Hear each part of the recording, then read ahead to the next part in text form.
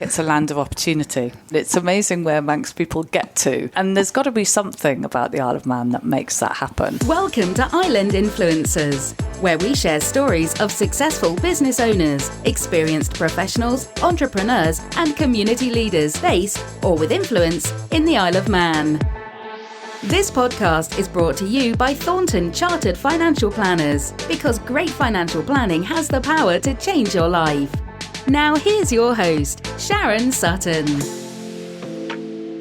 Micky Swindale is well known in the Isle of Man's business community. She was the first female president of the Chamber of Commerce and first female partner at KPMG here on the island. Micky has been a champion for inclusion and diversity, particularly gender diversity. A keen sportswoman, the opportunity to help drive diversity in sports attracted her to get involved as Vice President with the Isle of Man Commonwealth Games Association. Micky is from the Isle of Man and has always thought of herself as someone from the island. However, she was born and brought up in Nigeria until she was 19. Micky shares her wisdom and life story from her alternative education, life in Manchester, Gibraltar, and participating in triathlons with me. Plus, her plans for the future. So, what makes Micky Swindale tick? You can find out in episode 86 of Island Influencers. Please enjoy. Welcome to the Island Influencers studio, to Micky Swindale. Micky, we've been trying to get this in the diary for such a long time, and I'm really thrilled that you've come to join us finally, and welcome. I'm really looking forward to it. I'm excited. Nervous and excited. Are you nervous? You should be nervous. Gosh, it's like having a cup of tea, which we're going to have anyway. So, Micky, for the benefit of all our listeners, could you please just tell us all about your wonderful life that I've had a sneak preview, so I had no idea about most of the stuff. And so where were you born? You know, where'd you come from originally? Yeah, so I'm from the Isle of Man, and I've definitely always thought of myself as someone from the Isle of Man. But I was born and brought up in Nigeria, and probably not many of the people who know me would know that. No, we were there till I was 19. So it was, born there and lived there for a long time. So, great place to grow up. Why, randomly being from the Isle of Man, did you end up in being brought up in Nigeria? Yeah, so that was Dad. So Dad, having been born and brought up in Peel, went off to train as an accountant in the UK. And somehow, and to be honest, I'm not quite familiar with how it happened, but he trained in Tilbury Docks and ended up being recruited by a Canadian shoe company called Barter, which you can always see down the side of any African football pitch. It'll say Barter Shoes. So they were a huge sort of African company, but based from Canada, and he was sent out there, I think, whilst engaged to my mum, who was back in the UK training to be a teacher. She was in Liverpool training to be a teacher, and Dad got sent out on his 3-year tour, and they didn't see each other for 3 years. So that's an engagement for you. It sure is. Yeah, distant relationships do work. Yeah. Oh, excellent. No, good. So what happened then? You were 19. You didn't go to school in Nigeria. So we went to school in Nigeria till we were 11. Okay. And it was brilliant, a fantastic place to go to school. And then at the age of 11, we were both sent away to boarding school, me and my big sister Annie, to a tiny little boarding school in Derbyshire, which was a really unusual school. It was all about educating the whole child, and academics wasn't terribly important, but outdoor education, as they called it, was very important. So sports and hiking and all of that kind of thing, canoeing. It was great. Yeah, really good. Gosh, so what school was that? It's called Abbotsholme, and it really is tiny. So most people haven't heard of it, but it's part of. It's called the Round Square Conference. It was kind of a series of alternative educationalists, because I think Mum had come home from Nigeria to look for a school, and for someone from our background, the idea of your children going to public school was a very unfamiliar concept. And so every school she went to just seemed intimidatingly sort of out of our reach, I suppose. And whereas Abbotsholme was just, she thought, I am very happy for my children to go to this school. It sounds very forward thinking and ahead of its time. It was. Actually, one of the things I always remember, one of its claim to fame was that it was the first school in the world to introduce sex education into its curriculum. So there's a recommendation for you. Excellent. So what happened then? You went to school there, did your A-levels, I presume? Yeah, did A-levels. I came very close to having to leave because we were like most expats, very fortunate that my dad's company paid the school fees. Yeah. And then he moved to the World Bank in his last couple of years in Nigeria, and they didn't provide quite the same support. Yeah. So there was this whole sort of question mark at the end of my O-levels as to whether I would have to leave the school, and I was kind of heartbroken about it. And then the school were just brilliant and gave me a bursary and said, no, she can stay. So, wonderful. So it was it was great. Yeah. It was great. And so I got to complete my time there. Yeah, and then what made you decide to go into accountancy? Was it a reflection from what your dad did? I guess so. I mean, if we're honest, it was because I was clueless about what I wanted to do. And Dad said, accountancy is a very good base for any sort of career. And, if you go away and do an accountancy qualification, I've never looked back. I've had lots of opportunities. So why don't you do the same? So that was really the motivation, because I'd done an English degree at St Andrews. So there was nothing sort of relevant to accountancy, but I just sort of threw the milk round, applied to all the big firms, and was lucky enough to get a job. Fantastic. And around about that time, I guess your parents had moved. They'd come back to the Isle of Man. So there was this whole sort of question mark about, would I come back to the Isle of Man? But from St Andrews, a lot of my friends, and one friend in particular was a medical student. And because there's no hospital in St Andrews, they would go on to do the sort of second half of their degree, the hospital bit of their degree, either at the MRI, at Manchester Royal Infirmary, or in Dundee.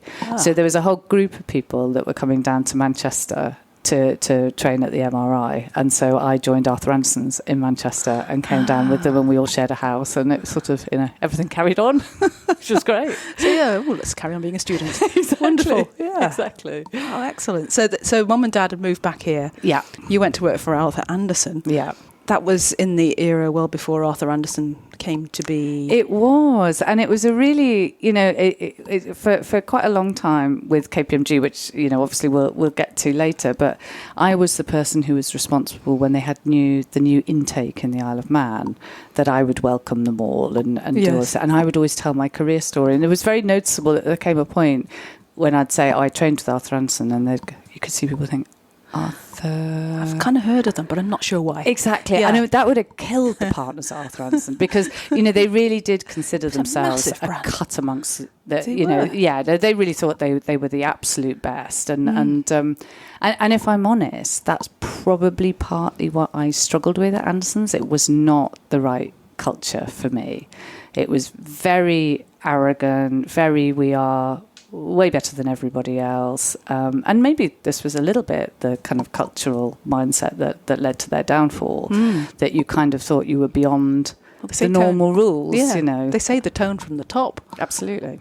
Absolutely. And I just, and so also, although it had been a real sort of, it felt like a real triumph to have got into a firm like that, ultimately, I just thought, I'm never going to be happy here. And so I registered with the recruitment agency to see what else was out there. Yes. And they said, come and be a recruitment consultant. And I thought, okay, I'll give it a try. And really wasn't for me at all. It required you to be much too commercial, let's put it that way. And it was never going to suit me. And funnily enough, at the time that I was doing my exams, we were all at Financial Training College in Manchester with all of the other firms. And they all seemed much of a muchness to me, except for KPMG. And everyone used to talk about KPMG as being the people firm, the firm where, everybody was treated like a human being. Yeah. And, the partners were real proper people who were good to you or whatever. And that, I think, always stayed in my mind. So was it actually KPMG then? It was Pete Marwick. Pete Marwick, yeah. Then it was McClintock. McClintock. Yes, we've had lots of name check. Yeah, that's okay. It's like lots of companies, really. Exactly. We've managed to stick with KPMG for quite a long time now. So it's good to know. That's where we'll stay. Yeah, good to know. Yeah. So what happened in with the recruitment thing? Yeah. So I eventually realised you described it here as a career misstep. It was definitely a career misstep, and there's nothing. I guess that's one of my big things in life, that you don't always get it right, and it's all about having the courage to go, this is not going to work. I have got to call this a day. I've got to find another direction. So coming to the Isle of Man was, if I'm honest, all about getting back on track, joining another big firm, and sort of the intention, and how many people must say this about the Isle of Man, I thought I'd stay a couple of years and then go. You're and not here the I first am, guest 25 years later, you know. So Yeah. it was great. It was a really good move for me. And when you came to be taken on at KPMG, if you don't mind me asking, what was this kind of, ratio of girls to boys?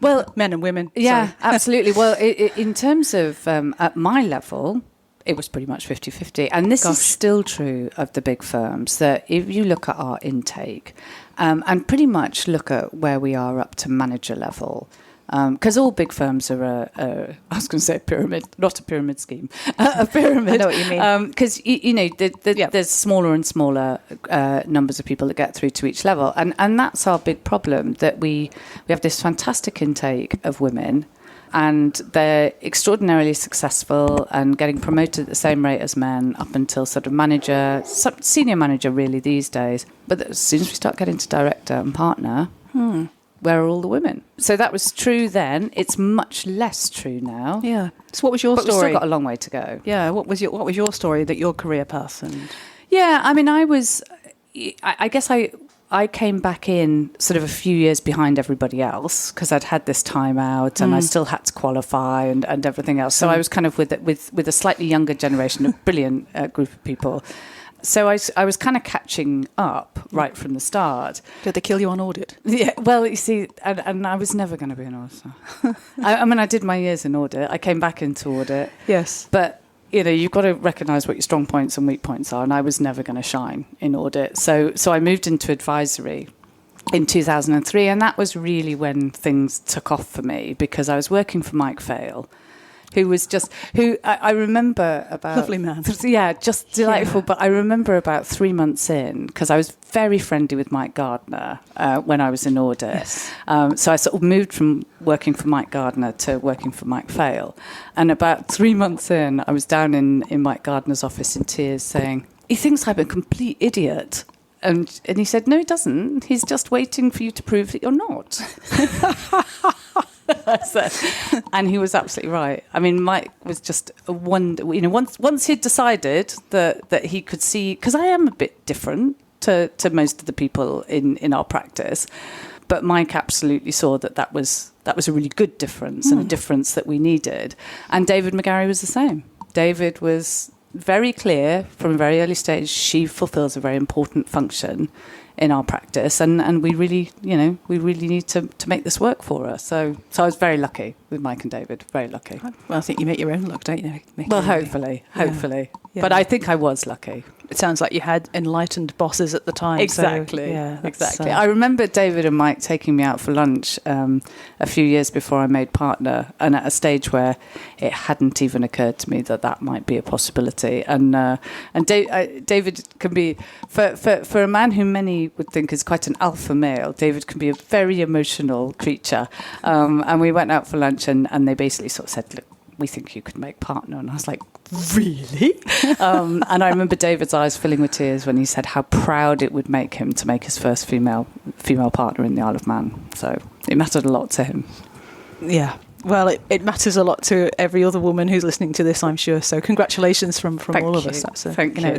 It's a major step for women in business. Yeah. It felt like it at the time, and it was...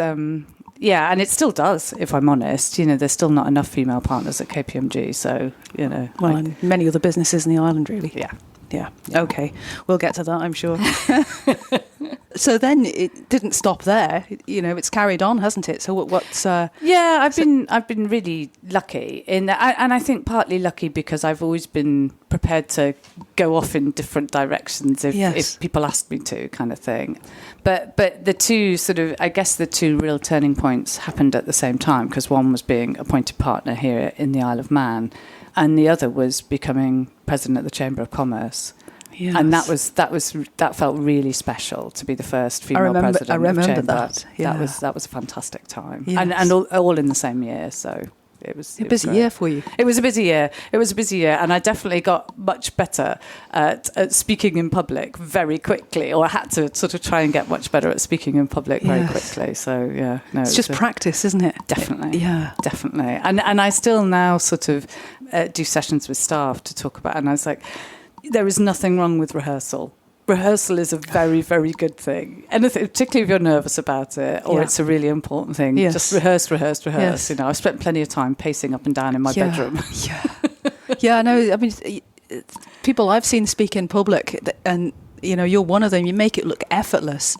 Well, that's very kind. Thank you. And the practice that goes into it. Well, it's amazing. It always amazes me how you can kind of, even if you've kind of scripted it out or you know broadly what you're going to say, the first time the words come out of your mouth for a sort of proper formal speech, you can think, oh no, that sounds completely wrong.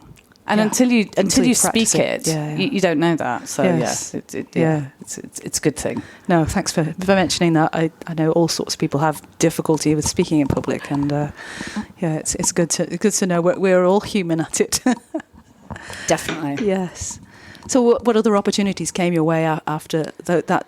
Was it 2015? That was 2015, and I'd sort of had I guess a bit of a formative experience in the build up to that because of the gaming sector and when the gaming sector started to open up on the Isle of Man at that time. One of the areas that David had me particularly focused on was business development and thinking about targeting and where our future work would come from. Yes. And we really saw an opportunity with the gaming sector, particularly because, you know, quite a few of the big firms, the professional services firms, were a little bit nervous about working with that sector. And we went through all of our risk management procedures and kind of thought about who we wanted to work with and the areas we wanted to work with them. And once we'd done all of that, I was kind of like, well, so if we're in, we're all in. We should make it our support for this sector very clear.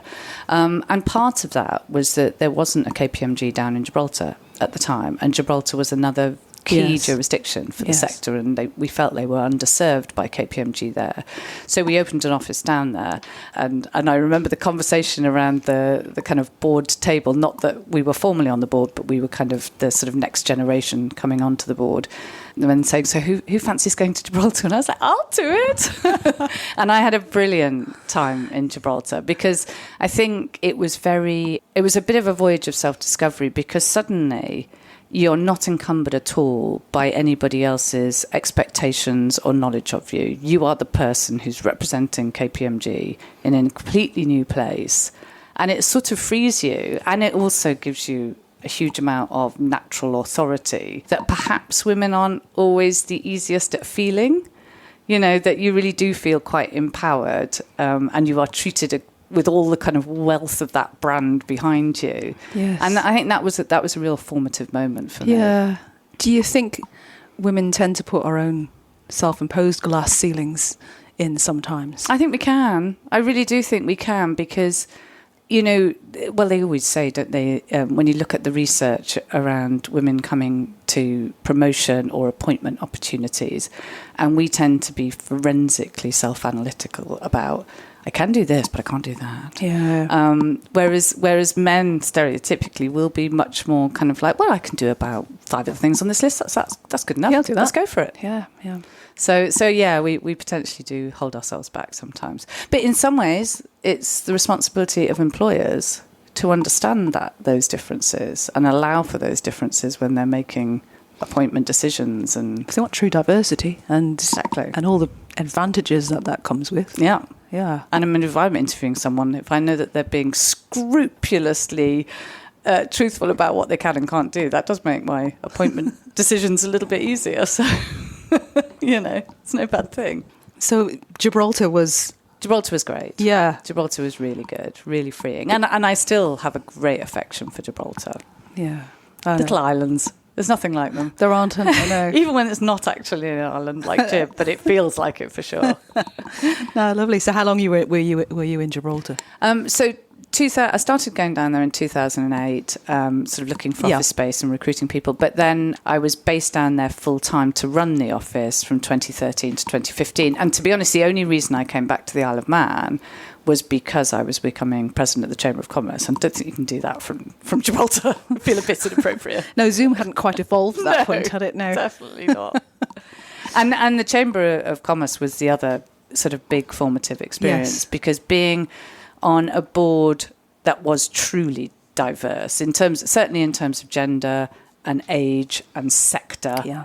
You know, and it was a real education in why diversity of thought is so powerful, because, you know, we sometimes really struggled to get to an agreed consensus position. Oh, I'm sure. Because you had to hear everybody's viewpoint, and you had to really try and work out what would work for a wider group of sectors. And that's a really good thing to have to do, because although it takes longer to get there, what you get to is robust. Yes. No, I see that. Yeah. And I've probably never been involved in such a diverse leadership team. So no. I would love to get back to that level of diversity again. Fantastic. And then you went on to even greater things with the later was it the KPMG Islands Group? Correct. Yeah. That was very lucky as well. And I have Mike Fail to thank for that, because the Isle of Man as a member firm formed part of this sub-regional grouping. Yes. Of, you know, the Crown Dependencies, Malta, Bermuda, and then all of the islands through the Caribbean. And wow. I know, exactly, yeah. The Isle of Man in this august little group of beautiful climates and so on, but we have our advantages. Yes, we do. And they'd been together as a sub-region from 2002, and in 2017 the board had just sort of done one of those, right, we've been together for a long time, things are going very well, but what more could we do as a sub-region? And they brought together 21 of the newer partners, and I was a very new partner at that time, to sort of go through a whole project to look at what the future should be. Mm-hmm. And Mike was determined that I was going to be involved in that, and it was brilliant, and I was so sort of inspired by it all that I asked when it came to the end of the project and we made our recommendations, part of which was to create a proper sub-regional leadership team, that I said I'd like to put my hat in the ring to be part of that team, and was very lucky to be appointed. So it was great. That's that word, lucky. Yeah. They were very lucky to get you. Excellent. And what are you particularly proud of from that part of time? I think what I'm most proud of is, well, certainly initially, while we had quite a small leadership team, I was CEO, which felt huge. Yeah, it is. And then we widened it out, and actually we appointed a non-exec chair. Mm-hmm. So the chair became CEO and I became COO and head of markets, but the job actually didn't change at all. But it meant that I was very high profile within our firm across this region, and that was a real gift for me. I think particularly in light of the fact that we undoubtedly still don't have enough female senior role models, and I was probably the one, a little bit like the Gibraltar thing, that was very free to travel, partly due to having a very easygoing husband and no children, and so I'd spent a lot of time in the office, in all of the other offices, spending time with staff, spending time with clients. Yes. And that's what I like most, and I just, really, sitting down and producing a detailed report and things like that's not really my strength. My strength is being with our people and talking to them about what we're trying to achieve and getting their input about what they want from their careers and their lives with KPMG. And always what I'm hoping for is that someone will get the kind of variety and opportunities that I've had. So, the more I can do to make sure that more people, but particularly more women, might do that with KPMG, then that's a real gift, and it's definitely given me that. Yeah, no, fabulous. Yeah, I think they're lucky to have you. I love that you keep saying this. So you're still doing that role? I'm still doing that role. Yep. So I've just signed up for a second 4-year term in that role, and at 53, that's potentially my last job with KPMG, because they generally kind of like you to shuffle off once you're in your late 50s. Do they? So yes, no, they definitely get a bit pushed out the door, which is absolutely right, because as with any partnership, you've got to clear the decks so that everyone else can come up through. Yeah. So I completely agree with that. So I'm very much in legacy building mode and sort of wanting to think about where I can make the most impact in these final years at KPMG. So that's my big focus right now. Right. If you don't mind me asking, I'm going to move on here with the sort of question that I'd normally have to ask our clients in my day job. So what's your earliest memory of money, Micky? What was money like for you growing up? Yeah, I mean, I guess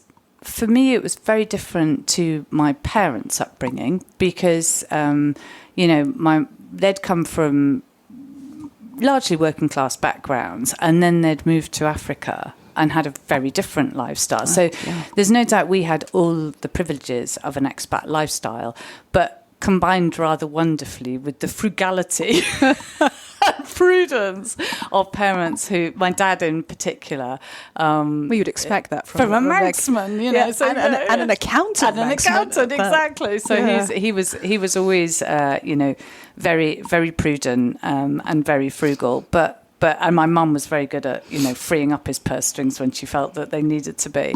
But I think probably the other thing that I always think about from our childhood is when mum and dad did spend money, they wanted to spend money on travel or experiences. Right. They weren't at all interested in houses or cars or clothes or, any of that stuff. So it's pretty good for you. Yeah, isn't pretty it? good. Yeah. And I would say that's still where I would, always want to spend money on doing something amazing. That's the key. Yes. So it's been good for me. Paul would say, my husband would say that I'm very tight. Oh yes, no. He feels it's his responsibility to force me to spend money. Yes. And I am no doubt. Well, Paul's frugal. a banker, of course. Exactly. I remember him when I was working at Barclays years ago. Yes. So and he looks after all of our finances and everything else. Wonderful. So he says things like, "You need to spend some money." Oh, so I like that as a finance director. That sounds exactly. very sensible. Yeah. Exactly. So yes, money's a good thing, but not to be flashed around. Yeah. Okay. That's a great answer. Thank you. So of all the things that you've done throughout your life so far, what's given you the most fulfillment from both, you can say from a personal and a business perspective, if that's any good? Yeah, and I think it's probably clear from what I've said so far that my career has given me a great deal of satisfaction, and probably I've focused, if anything, too much of my time on it, but it has been because it's been such a driving force. But the other things are undoubtedly my marriage and my wider friendship group. Yeah. Just you're very lucky, aren't you, if you've got a wonderful group of people in your life, and I absolutely have. Brilliant sister, brilliant husband, so very lucky in that. And the other thing I would say that's brought me a huge amount of pleasure, and hopefully will continue to do so, is sport. Yeah. I'm not a very good sportswoman, but I really enjoy it. It's brilliant. I think I disagree with that, Micky. Goodness me. Because I know part of your integration into the Isle of Man was when you... actually, this comes in later, really, but I suppose... You don't do this to relax anymore now, but you got involved in Vagabonds Rugby Club, didn't you? I did, and I was astonished to realise that it's 25 years since the women's rugby team, the Vagababes, which I wonder whether we would ever call it that now. But anyway, at the time, it was the Vagababes. I remember. So when I came to the island, they were just starting to play women's rugby. Yes. And I'd played women's rugby at university, which was really when it was just starting up, I would say, in the early 90s. And so I was really keen to start playing again. And it was just a brilliant thing to do when you're first on the island, to particularly join a new sport, because everybody's new to it. So you're not even breaking into any kind of established groups or whatever. Yeah, so it's great. Hopefully no focus on the word breaking. Yeah, no, indeed. I did have a few nasty injuries, though. Any aspiring or existing business owner, leader, what would be your number one tip for them? Anybody looking to take on a leadership role? I would say, and this is something that I talk to other people a lot about at KPMG when I'm talking about our clients, and it's really this thing of always putting your clients or your customers, depending on what area you work in, always putting their interests ahead of yours. That's the absolute key. We can all be commercial. We have to be commercial. But if your client ever feels that your self-interest is what's really driving you, then I think you lose them for life. And on the opposite hand, if I look back at the relationships that have been most sort of precious in terms of my client relationships, it's often been the ones where they have, either as a corporate or an individual, gone through a tough time in business, and I've stood by their side throughout that time. the loyalty, people never forget that, because a lot of people forget about you when things aren't going so well. So it's the people that just go, no, it's all going to get better. We're still with you. So that's the thing. Very good. So what do you do to keep, you just mentioned it slightly, but sport? What do you do to relax and keep your life in balance? We can talk sport. We should talk sport. Yeah. And that probably is my answer. I think my friends and family would be the first to say that she doesn't have any balance in her life. She works far too hard. But the one thing that I never let go is sport. And cycling in particular these days. Yes. So that's been very important to me. Because I came across you first in triathlon. Yes. Triathlons. The Ramsey Sprint Triathlon. Do you remember? I remember it so well, because you and I didn't know each other at all. No, we didn't. And you were a very successful cyclist. And of course, so I knew who you were. And then I turned up at this triathlon and like I would have been, a few years later, you would expect to know everyone, all the women that were going to appear at this triathlon. And suddenly this strange woman appeared. And you were sort of like, and so who are you? And I said, actually, I'm the captain of Vagabonds, and we're raising money for our first rugby tour. So I've been sponsored to do this triathlon. And then I think, I don't know whether you saw it, but certainly others realised that the mountain bike that was parked in the transition zone was mine. And I mean, I can't tell you how clueless I was. I did the swim, and then he ran out through the changing rooms at Ramsey. So I stopped, plaited my hair, got completely changed out of my swimming costume, dried myself, put my cycling gear as it was on, my helmet. And I remember when I came out to transition, obviously the mountain bike was the only one that was there. My poor bemused mum and dad were there, obviously thinking, where the hell is she? And I got onto this mountain bike and off I went. So embarrassing. But if you didn't know, you got to start somewhere. If you didn't know, you didn't know. And exactly. For having a go, and Bride Hill, for anybody who's ridden it up on a bike, absolutely, doing it on a mountain bike, hats off that you got up. Yeah, it's a horrible hill. Yeah, it for was, a non-cyclist on lumpy tyres like that. And despite all of that, I really enjoyed it, and I thought, I think I might like to try it. And that was a really good thing for me, because I think probably I would have just carried on with rugby.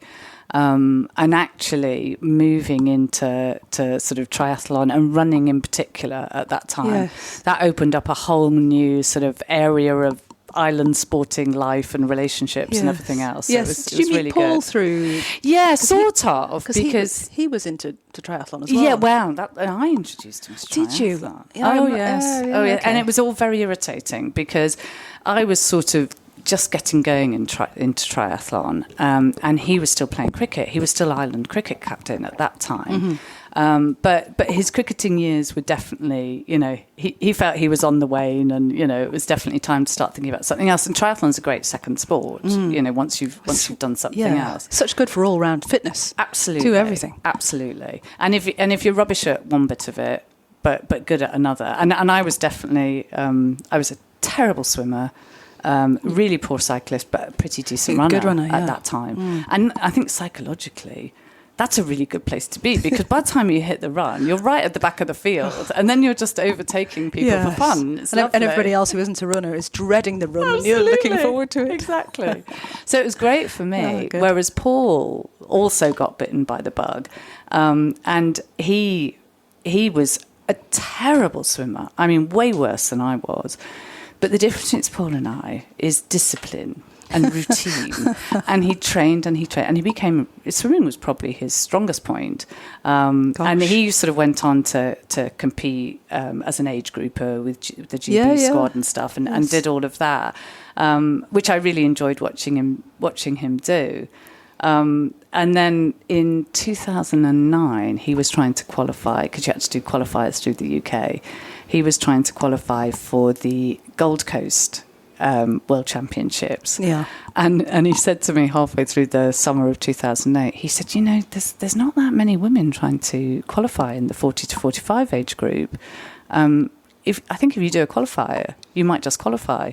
And I did. God. So we got to go to Gold Coast together and compete. And Yes. What an experience. It just gives me some little insight to you did Commonwealth Games, which is a whole other thing, but just that being there in a team, in an international competition, amazing. No, don't get me wrong, I was never going to compete with the likes of Nicole Cook up a hilly course. But yes, you're right, just being there. Absolutely. It's an experience not to be missed in a big sporting event like that. It's just fantastic. Although I was terrible, but again, the run stood me in such good stead. So in the swim, by the time I came out of the water, I was well behind my wave. But the only way of telling who was in your wave was the colour of your swim hat. So as soon as I hit the beach, I removed my swim hat and scrambled it into the smallest possible sort of bag in my hand, so that no one could see that I was from the wave that had gone through a good 15 minutes before, and got to the bike and kind of got through the bike. And then on the run, I could hear all the sort of British spectators go, "God, she's good, isn't she?" As I went flying through, I was thinking, you have no idea how far down the field I am. You did it, that's the main thing. Exactly. Yeah, well done. So, and what else do you do? 'Cause I know that you're involved in Commonwealth Games, aren't you? Yes, and that's been amazing. I mean, what a privilege. Basil Bielich, who's the president, I think you've interviewed Basil before. Yes, I have, yes. So it was this time last year, actually, just towards the end of 2021. And Basil asked me out for a coffee. And I have to admit that usually when anyone asks me to get involved in anything, particularly with having a role that had been largely concentrated outside the island, my sort of stock thing has been, it wouldn't be right to commit to anything. I know that I don't really have the time, and I'd hate to do half a job sort of thing. But anyway, he sort of said, would you consider taking on the role of vice president? And I came out with my stock response, and clever Basil wasn't having it. No. And he started talking about what the Federation were trying to do around diversity in sport, particularly promoting women in sport. And that, for the Birmingham Games, that they'd put in place guidance that for every 2 athletes of one gender that you put forward for a particular sport, you had to have one of the other gender. So that meant that, for every 2, realistically, in most sports, it meant for every 2 men, there would be a woman. Yeah. And they were going to have more medals for women than in any other games up to that point. And the other really great thing that happened at the Games, although we didn't know about it at that point, was it became the first sporting event to feature the pride flag, 6 pride flags actually, in the opening ceremony. Gosh. Which was particularly important for the Commonwealth Games because a number of the Commonwealth countries, homosexuality is still illegal in those countries. So to be making a very public statement in front of their athletes, some of whom have had to keep their identity a secret for a long time, then that's a really important statement, I think. So Basil, as Basil was only halfway through his spiel, I think I was thinking, I have no choice here. I'm going to have to do this. Oh, right, and it's been great. I'll do it. Yes, okay. Yeah, exactly. Yeah, well done. Exactly. Yeah, no. So I'm really pleased to be involved, but we've got a lot to do because.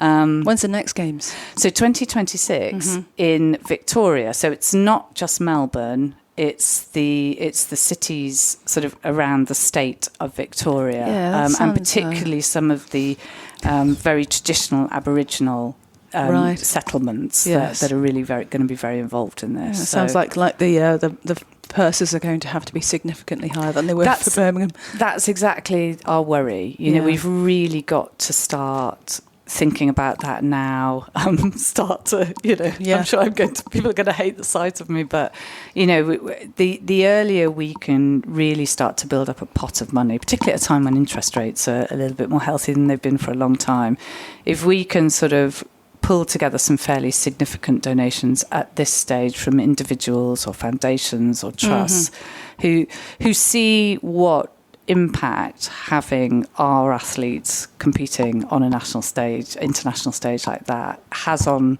kind of national pride, desire to take part in sports. I think it's so powerful. It would be easy to see it as these are elite sports people, and what does that mean to me as the normal person on the ground? But I just think it's so wonderful for us, sort of seeing Manx athletes competing on that stage. No, indeed. It is. Who will forget Mark Cavendish winning on the track? That was in Australia, wasn't it? 2006. Amazing. Yeah, in Gold Coast. Yeah, fantastic. And you must have felt it when you competed. it really means a lot to people now. They know someone who's competing in the Commonwealth Games. Oh, for sure. I mean, I'll never forget walking into the opening ceremony. Right. And the wall of sound in Manchester as you walked around. It was just amazing. And all the home nations got a massive welcome. Yeah. And you do take bigger teams typically when it's at home, because it does cost less to go, and there's no way I would have been selected for something like Australia, I don't think. So it's just, that's the way of sport, isn't it? And you get your home support when you're there, and no, it's absolutely wonderful. And I mean, that's one of the things, we really want to be able to take a good sized squad. Yes. Because it is a long time between games, isn't it? And for a lot of athletes, they only sort of hit their peak for 1 or 2 games. And so if they're if we can't raise the funds to take some of those people to Australia, that's huge for them. Yeah, indeed. So what can we look out for? Actually, I've been thinking about that quite a bit, because I mean we had our dinner last June, and I think dinners and events like that are great profile raising, but you don't really raise significant funds through them. And so we're looking at how we can get some of the corporates interested in sponsoring individual athletes as well as funds for the games. And I mean, you've done that as a corporate. We've supported a number of athletes. Yeah, we have, yes. Yeah, it's important. But so it goes straight to the athlete. The athlete then decides where best to spend that money, because it's on the training. And otherwise, if you don't get there in good shape, you're not going to make your best performance. So it's all the lead up to that. So, I mean, you're right. Whilst it's a long way off, it's not. No, it's it'll here go and very now. Quickly, won't it? Yeah. The athletes need supporting now in their build up and preparation. Yeah. And so we really want to think about that, whether we can get corporates who are interested in sort of making a donation each year for the next few years in the run up to it. But also, there are some amazing benefactors on the Isle of Man. And if we can appeal to some of them and have them meet the teams, we're very fortunate that the Lieutenant Governor is our patron, and he's very keen to support us, and that always helps. It sure does. And the fact that we have some very high-profile athletes, both past and present. I mean, the Queen's Baton Relay, when they came over last June, when Peter Kenyon came down to be with all the junior cyclists when the baton came, the impact that has, the fact that you've got someone like Peter Kenyon living in your midst, who's achieved what he's achieved and is still, as a commentator and everything else, achieving what he's achieving.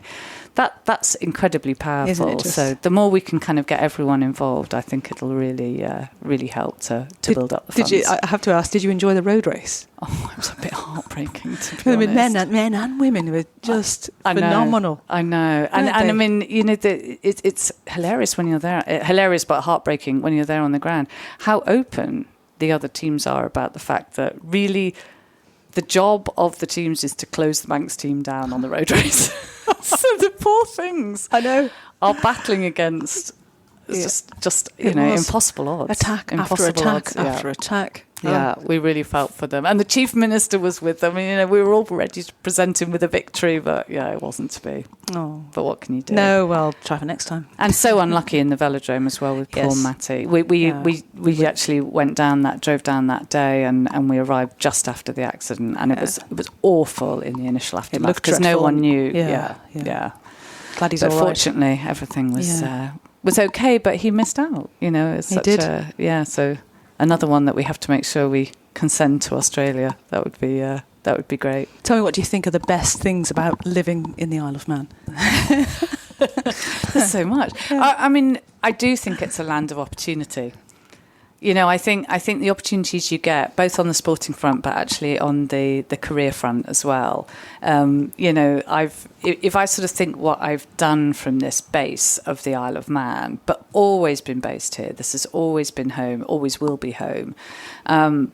But it does sort of feel like, I don't know if it is being an island or whatever, but it does feel like we always, on the sporting stage, on the sort of career stage, we punch above our weight. And it's amazing where Manx people get to in the world. And there's got to be something about the Isle of Man that makes that happen. We always laugh when we're cycling anywhere else, and so people say, "Oh, you did well up that hill." You're like, "That's not a hill." you want to cycle on the Isle of Man.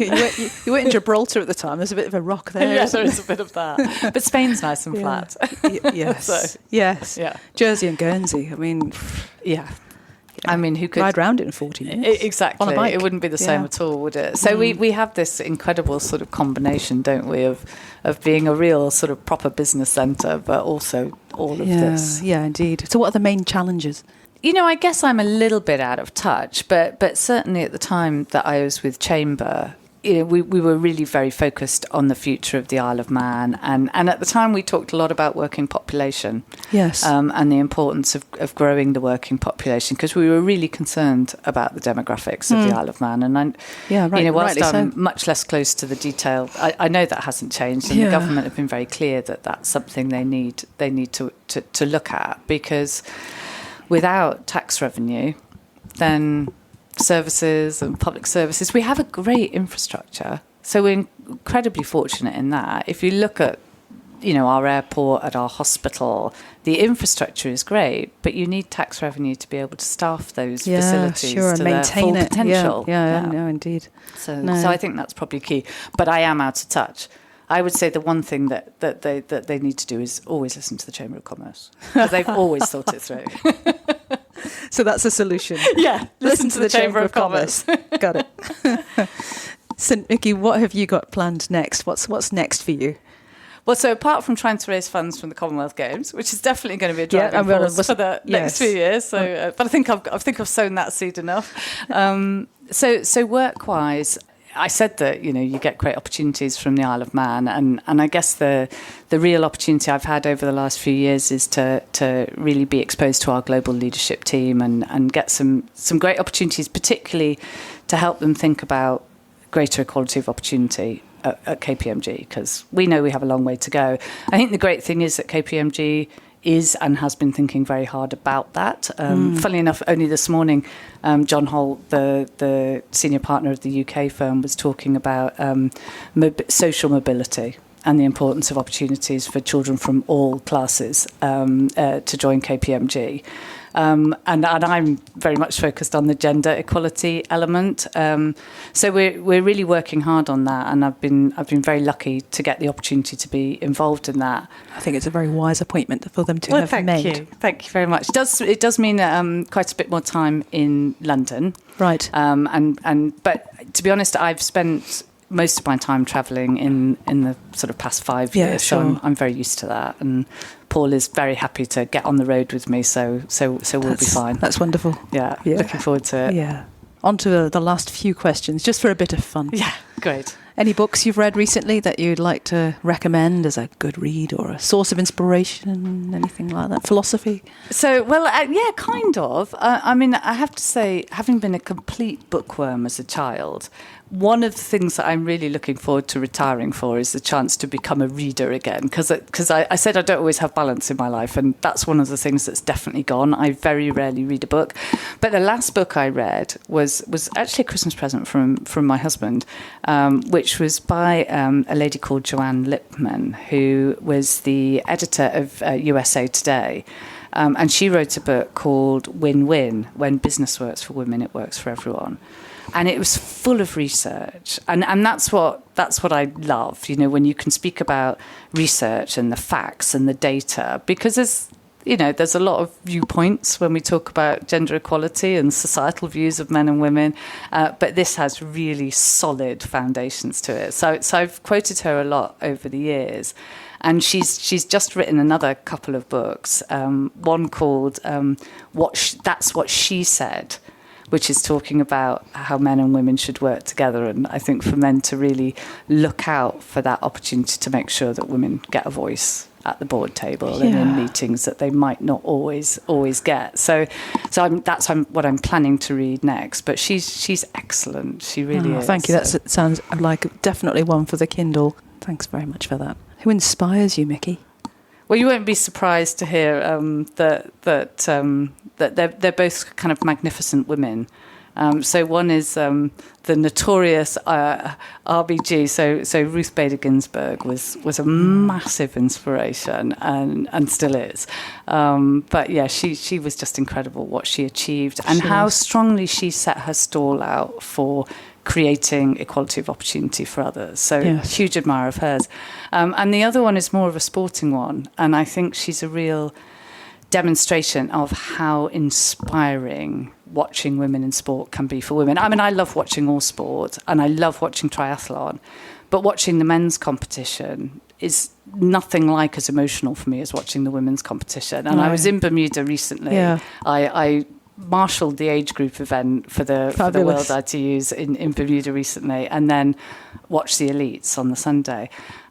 And Flora Duffy, she just makes me cry. She's amazing. She's so magnificent. She just, and I mean, when she won in Abu Dhabi recently, I was watching it in the garage, sat on the watt bike, and sort of punching the air. And she's just amazing. And so I think, there's nothing. It's that whole if she can't see it, she can't be it. I think watching another woman be so awesome. Just a machine, is really inspiring. So it's definitely the two of them. Yeah, great. And what's your favourite quote? Yes, you said you were going to ask me this, and it's not a quote, it's a misquote, and it's one I use quite often. So it's Madeleine Albright's famous quote that I have turned into my own. There is a special place in heaven for women who support other women. And I'm a huge believer in that. And it really drives a lot of what I'm trying to do. So I like that. It's nothing intended to be unfair to men. No. Because men are wonderful. And I've had most of my great opportunities and encouragement from the men in my life. Yeah. Me too. But women need support from other women. They do, absolutely. Yeah. Oh, that's brilliant. Thank you. So where can people go to learn more about you and things that you're doing? I mean, we'll put some things in the show notes, obviously, but where's the best place to? Yeah, I mean, I do think social media is important. I think it's a real opportunity, and so I do kind of post quite a bit on LinkedIn, and a fair amount on Twitter as well. So yeah, feel free to find me on LinkedIn. Do link to me, and I'll link to you. And from the Commonwealth Games point of view, the Commonwealth Games has got very active Facebook and Instagram pages, and also a website. So if you want to know anything more about what we're doing, then I would love you to take a look at the Isle of Man Commonwealth Games Association too. Will you signpost that through your social media as well? Will do. Oh, excellent. Yeah, definitely. Great. Well, apart from that, I think that's been a wonderful insight into what makes Micky... what makes Micky Swindale tick. Thank you so much for coming in today. And I know we've been trying to get this in since the Commonwealth Games, which is how many months ago? So wonderful. It's really great to do it. Thank you. That's lovely. Thank you.